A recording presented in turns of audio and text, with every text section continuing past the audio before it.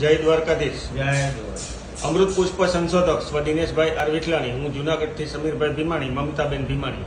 આજે આપને દુખાવામાં એક રિઝલ્ટ મળ્યું છે, તો એમના મોઢેથી સાંભળીએ. શું નામ તમારું કાકા? મધુભાઈ બામરોલિયા. અને ક્યાંથી આવો છો? સણાકાથી. અને શું તકલીફ માટે અમૃત પુષ્પ લઈ ગયા હતા?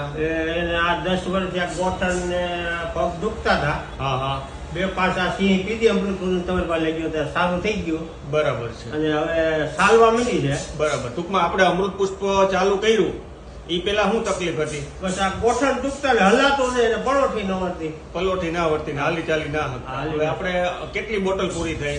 બોટલ 4-5 પીધી. હા, એટલે આમ 2 બોટલ જ ફેર પડવા માંડ્યો હતો. બરાબર. પછી મેં કીધું પી નહીં. બરાબર અને છે. 2-5 બોટલ પીધી. બરાબર. એટલે હવે હાલવા માંડી. 5 બોટલ પૂરી થઈ. હા. અત્યારે ટૂંકમાં જે હાલી ચાલી ના શકતા એ હાલતા ચાલતા થઈ હાલતા ગયું. ચાલતા પલોઠી બધી વળવા. ટૂંકમાં પલોઠી વાળીને બેસી ના શકતા એ બધી પલોઠી વળવા માંડી. હા. બરાબર. તમારી દ્રષ્ટિએ કેટલા ટકા ફાયદો છે? અરે ઈ તો હાવ મટી ગયું. ગોઠણ ને એવું તો મટી ગયું. હાવ મટી ગયું. હાવ. પલોઠી વળતા કડિયા થઈ રાખવી ગયું. પડી તમે કીધું પ્રમાણે. બરાબર. પરેજી પૂરી કરી હતી. હા, પરેજી પૂરી બરાબર. કરી. તો જ આનું રિઝલ્ટ મળે છે. બરાબર છે. ઘણું બધું રિઝલ્ટ કહેવાય. દ્વારકાધીશની કૃપા. જય દ્વારકાધીશ. જય દ્વારકા.